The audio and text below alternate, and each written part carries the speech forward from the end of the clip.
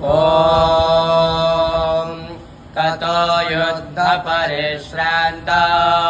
समरे चिन्तया स्थितां रावणं चाग्रतो दृष्ट्वा युद्धाय समुपस्थितां दैवतैश्च समागम्य द्रष्टुमभ्यागतो रणम् उपगम्य रुद्राम मगस्त्यो भगवान् सदा राम राम महाबाहो शृणुगुह्यं सनातनम् येन सर्वा नरेन्वत्स समरे विजयिष्यसे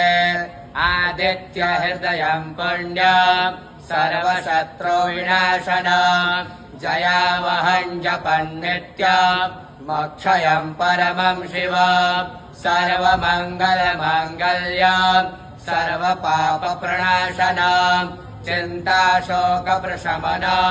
मायुर्वर्धनमुत्तमं रश्मिमन्तं समुद्यन्तं देवासुरनमस्कृतं पूजयस्व विवस्वन्तं भास्करं भुवनेश्वर।